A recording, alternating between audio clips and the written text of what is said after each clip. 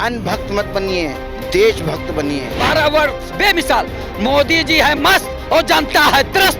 विरासत में तो गद्दी तो पा गए, बाकी बुद्धि नहीं पाए। क्योंकि एक प्रधानमंत्री अगर इस तरह सड़क दिखने लगेंगे तो उनकी सुरक्षा का क्या होगा। सरकार में रेल बेच दिए, भेल बेच दिए, LIC बेच दिए, हवाई अड्डा बेच दिए, बंदरगाह बेच दिए। अगर विदेश नहीं जाएंगे तो हम अपने देश को मजबूत कैसे करेंगे। आज भारतीय जनता पार्टी के लोगों का जो इलाज होता है ना, वो नेहरू जी के बनाए हुए हॉस्पिटल में। अगर इतने ही अच्छे संबंध हैं तो तेल ले आए देश में। और मन की बात करते हैं लेकिन गरीबों की बात नहीं करते। नेहरू जी ने कागज जमीन पे काम किया है और मोदी जी ने कागज पे काम किया है। नमस्कार, आप देख रहे हैं आगाज टाइम्स में आपके साथ शिल्पी जायसवाल। और आज तारीख 9 जून 2026। आज प्रधानमंत्री को 4393 दिन हो गए। जैसा कि आपको पता है कि हमारे जो प्रधानमंत्री हैं उनका कार्यकाल 12 साल का है। 12 साल मतलब 26 मई 2014 को उन्होंने शपथ ग्रहण की थी प्रधानमंत्री की कुर्सी के लिए, और आज उनको 4393 दिन हो चुके हैं अपने कार्यकाल को। और ऐसा माना जा रहा है कि वो पूरे भारत के पहले ऐसा नेता है, मतलब आज़ादी के बाद के पहले ऐसे नेता है जिनका जो कार्यकाल है वो इतना लंबा चौड़ा चला। और उनकी तुलना नेहरू जी से की जा रही है। बताया जा रहा है कि नेहरू जी का भी उन्होंने रिकॉर्ड तोड़ दिया है। लेकिन ये तो बातें हैं, लेकिन जनता इस पर क्या कहती है, हम जनता से बातचीत करेंगे कि इस 12 साल के कार्यकाल में उन्होंने जो नेहरू जी का रिकॉर्ड तोड़ा है उस पर नेहरू जी ने क्या कुछ किया था और प्रधानमंत्री नरेंद्र मोदी जी ने क्या कुछ किया है। सर, जैसा कि अपने कार्यकाल जो प्रधानमंत्री नरेंद्र मोदी जी का जो कार्यकाल है वो सबसे लंबा चला। वो पहले ऐसा नेता है जो आज़ादी के बाद के पहले ऐसे नेता है जिनका लंबा कार्यकाल चला। उन्होंने नेहरू जी का भी रिकॉर्ड तोड़ दिया। क्या कुछ कहेंगे इस पर? सबसे बड़ी बात कि नेहरू जी और मोदी जी में जो है तुलना नहीं है। नेहरू जी ने कागज़ ज़मीन पे काम किया है और मोदी जी ने कागज़ पे काम किया है। और कागज़ पे तो रिकॉर्ड बनते रहते हैं और टूटते रहते हैं। असल काम जो होता है वो ज़मीन पे होता है। नेहरू जी जब भारत आज़ाद हुआ था तो भारत के पास सुई बनाने तक के मशीनें नहीं थी। तब भारत का जो बजट था वो 500 करोड़ रुपए से स्टार्ट हुआ था। गरीबी, बेरोज़गारी, महंगाई, ये सब चीज़ों से नेहरू जी लड़ करके भारत को बनाया।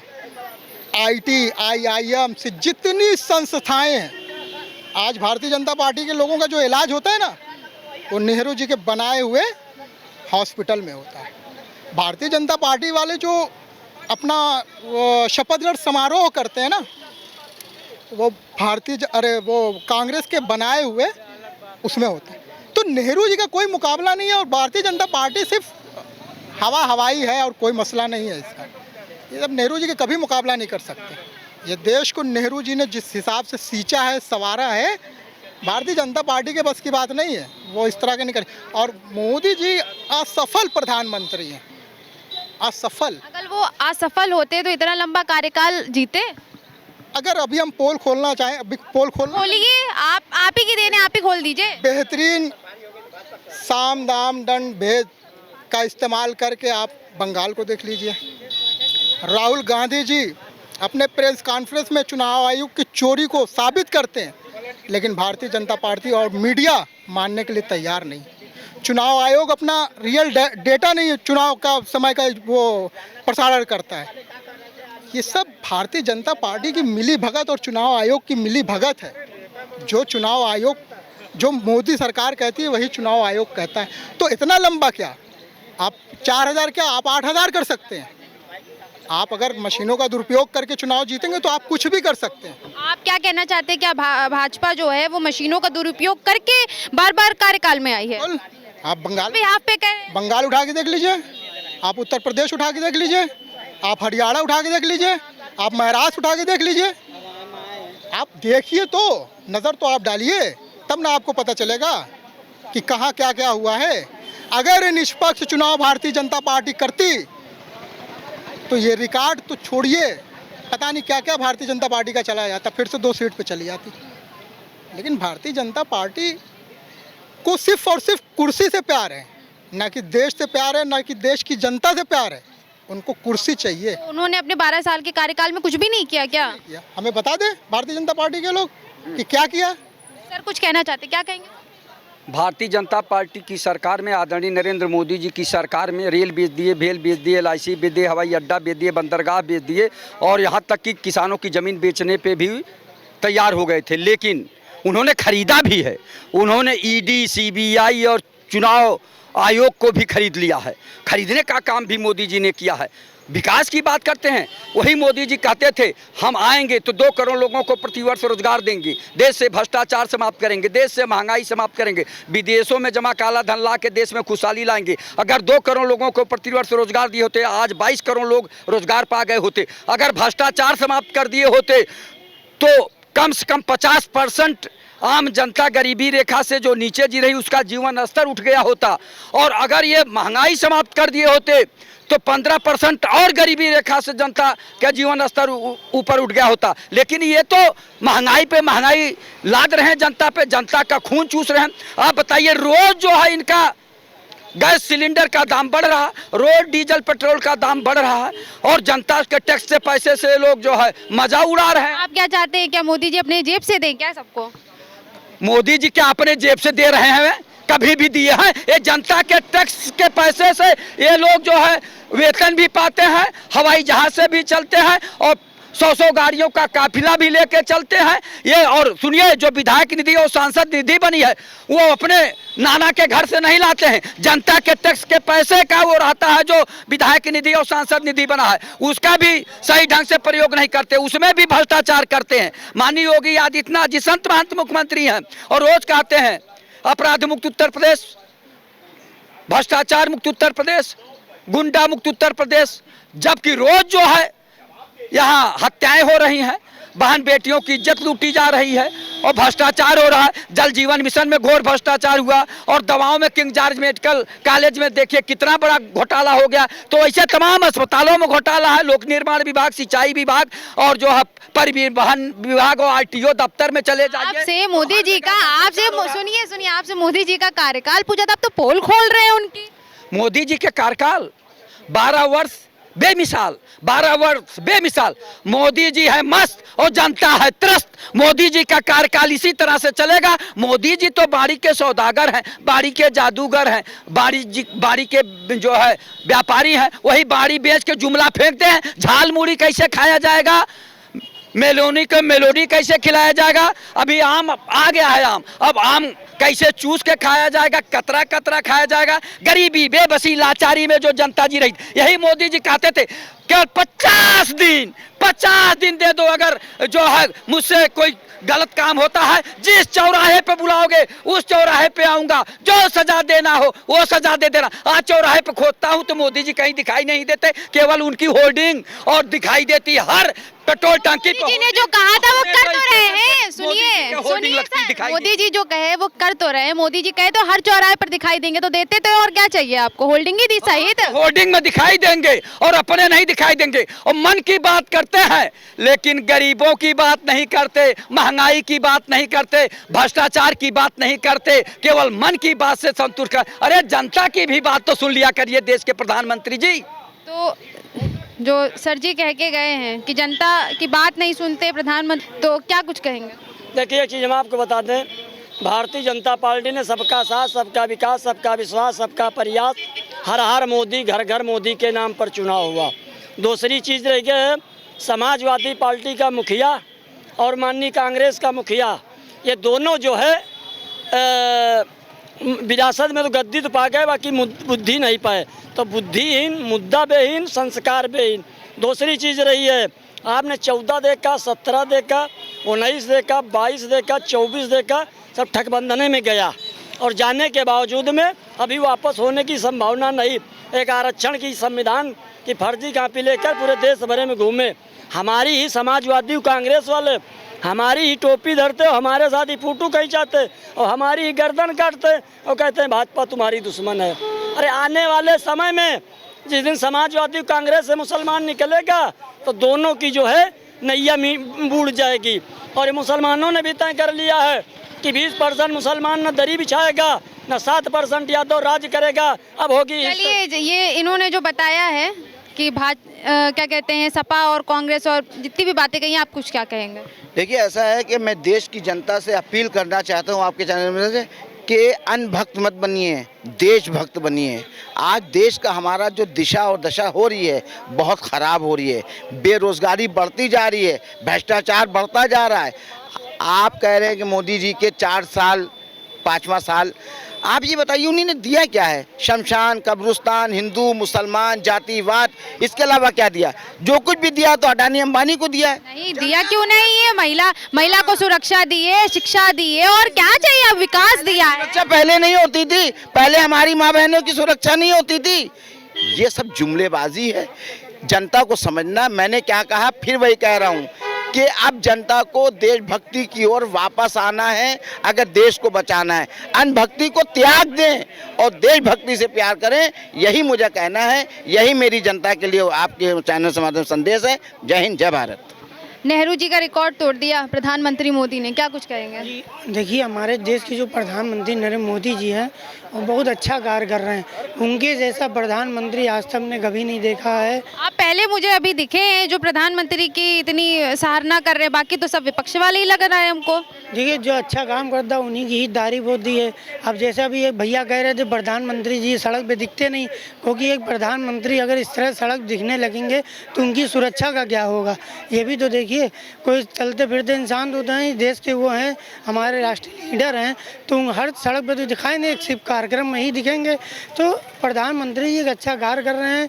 और आज भी देखिए उत्तर प्रदेश हो, जैसे योगी जी हैं। लेकिन सुनिए, जैसे आपने कहा कार्यक्रम में दिखाई देंगे, यहाँ देंगे वहाँ देंगे, तो विपक्ष तो कह रहा है कार्यक्रम तो खाली विदेशों के कार्यक्रम में दिखाई देते, भारत के तो कोई कार्यक्रम में वो दिखते नहीं है। ऐसा नहीं, देखिए अगर विदेश नहीं जाएंगे तो हम अपने देश को मजबूत कैसे करेंगे? हथियार कैसे विदेश जाके भारत को मजबूत कर रहे हैं, हथियार खरीद रहे हैं, संबंध अच्छा बना रहे हैं विदेशों से।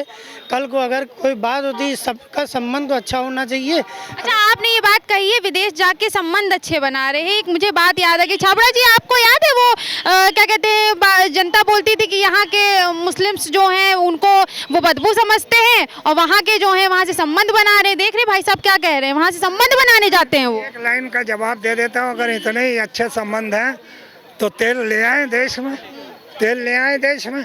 बाकी आप अपने मुद्दे पर रहिए मैम। देखिए इन लोगों को क्या बोलना है, आपका सवाल क्या वो आप बताइए। जो उन्होंने 12 साल का उनका कार्यकाल, आज 4393 दिन उनके हो गए हैं और उन्होंने 26 मई 2014 को अपना पद शपथ ग्रहण किया था। तो उन्होंने नेहरू जी का रिकॉर्ड तोड़ दिया आज़ादी के बाद का, क्या कुछ कहेंगे? नेहरू जी अल्पमत में कभी सरकार नहीं बनाए थे, वो 3 बार अपने बहुमत में रहे थे। पहली बात ये बीजेपी की नहीं, एनडीए की सरकार है। अब आते हैं 12 साल बेमिसाल, तो मैं कह सकता हूँ इसका जवाब कि 12 साल 142 करोड़ जो है उसके 12 बच गए हैं कहीं ना कहीं।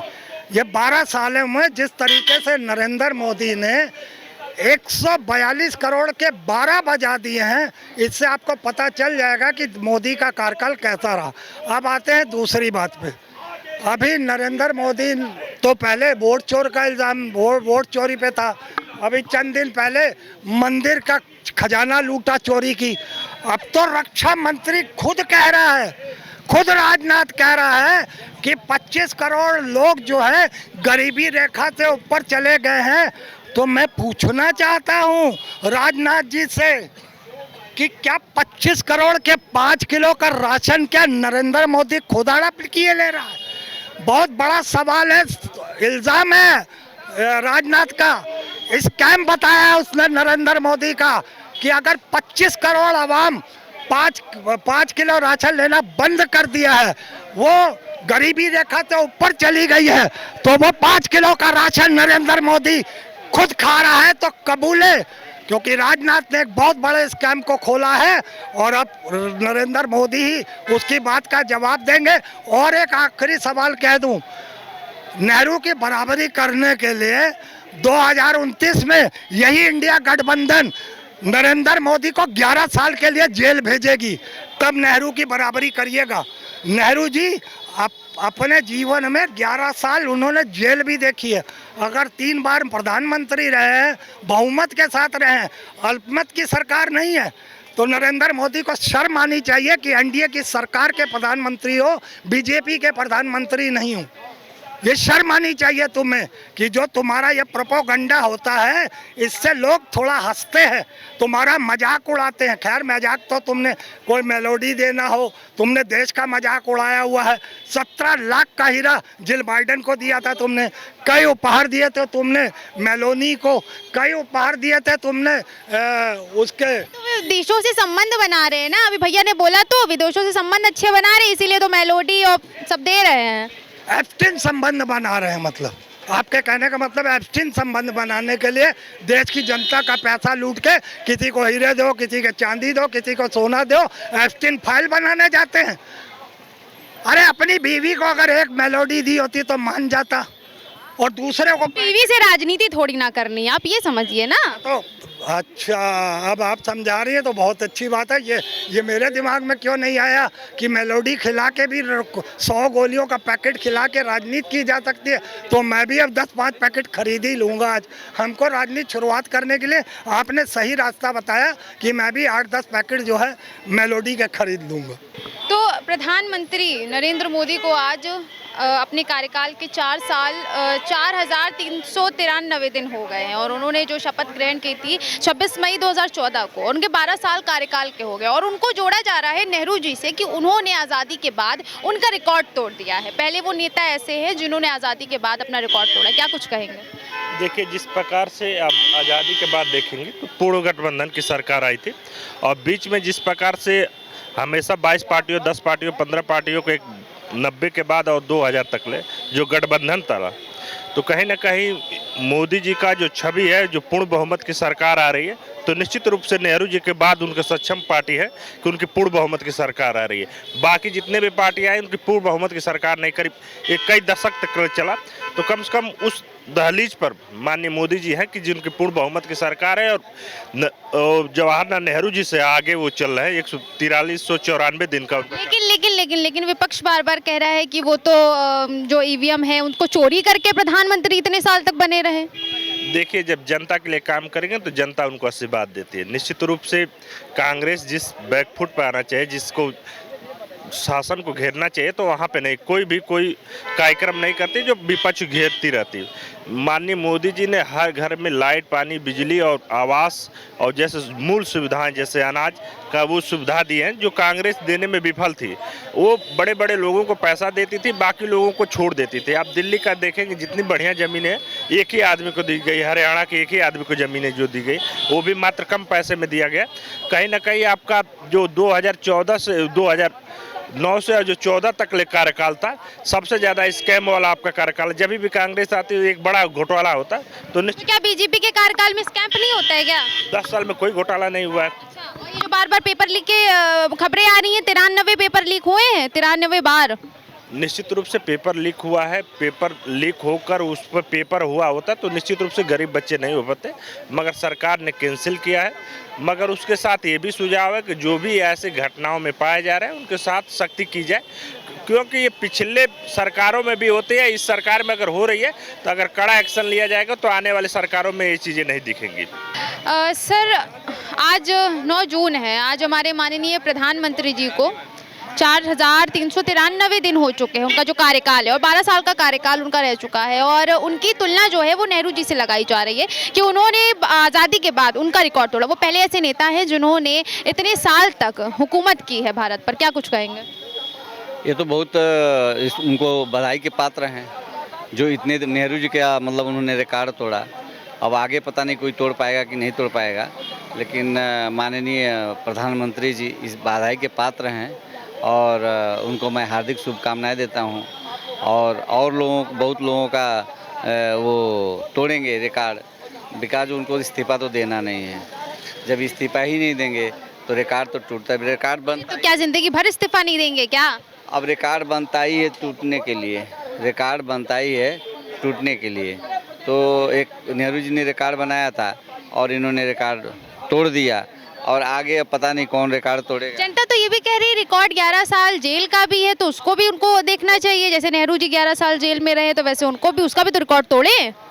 अब देखिए, जनता तो कुछ भी कहती है, जनता तो किसी को कुछ भी कह देगी, लेकिन जो उनका कार्यकाल है ऐसे ही नहीं यहाँ तक चला गया।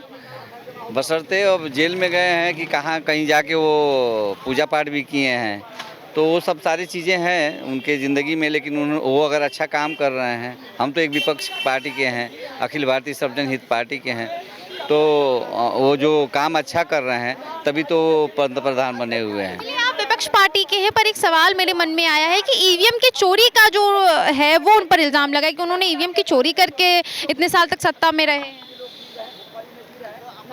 अब इसमें क्या कहा जा सकता है, ईवीएम की चोरी कर रहे हैं कि वोट चोरी कर रहे हैं, अब ऐसे नहीं।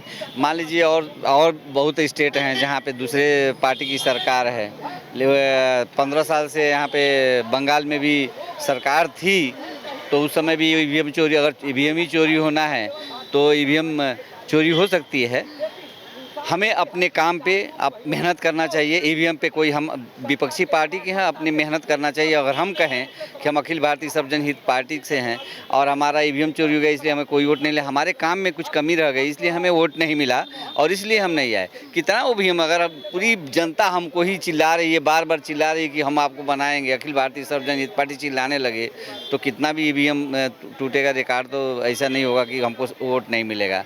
तो मैडम ये तथाकथित याचनाएं हैं और हम भी 14 तारीख को आपके चैनल के माध्यम से कह रहे हैं कि ससुरैया हॉल में 14 तारीख को अखिल भारतीय सर्वजन हित पार्टी का एक कार्यकर्ता सम्मेलन और विराट कार्यकर्ता सम्मेलन और पदाधिकारी बैठक है।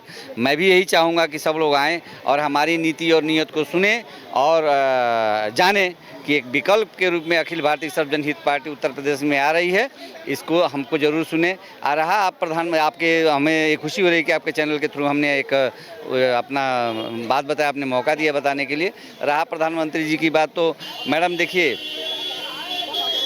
वो गुजरात के इतने साल प्रधानमंत्री मुख्यमंत्री रहे, अब प्रधानमंत्री, अब किसी का सत्ता से पेटे नहीं भरेगा। हाँ, अरे हम लोगों को कब मौका। आप क्या कहना चाहते हैं, क्या प्रधानमंत्री सत्ता के भूखे हैं क्या? अगर सत्ता के भूखे हैं तभी तो नहीं छोड़ रहे हैं। मान लीजिए उनको लाल कृष्ण आडवाणी को निपटा दिए, मुरली मनोहर जोशी को निपटा दिए, उन लोगों को उन्होंने एज का एक दायरा रख दिया।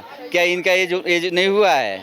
इनका एज नहीं हुआ है। उनको इन्होंने बताया कि इनका एज हो चुका है, तो लाल कृष्ण आडवाणी मेहनत किए इसके लिए, भाजपा के लिए, मुरली मनोहर जोशी साहब मेहनत किए इसके लिए, उनको तो हटा दिया उन्होंने। लेकिन आप क्यों नहीं हट रहे हो? क्या भाजपा में कोई ऐसा नेता नहीं है जो प्रधानमंत्री की कुर्सी संभाल सके? कोई बात नहीं, अभी विकल्प के रूप में, बंगाल में तो विकल्प कुछ नहीं था, लेकिन उत्तर प्रदेश में विकल्प के रूप में बहुत सारी पार्टियां हैं, बहुत नई नई पार्टियां आ रही हैं। दमखम लगाना पड़ेगा और दमखम लगा के हम आएंगे और देखते हैं क्या होता है आगे। Thank you very much. सुनाइए सर। जैसा कि आज प्रधानमंत्री के कार्यकाल को 4393 दिन हो गए हैं और 12 साल के इस कार्यकाल में उन्होंने नेहरू जी को टक्कर दी है, उनकी तुलना की जा रही नेहरू जी से, तो क्या कुछ कहेंगे इस पर?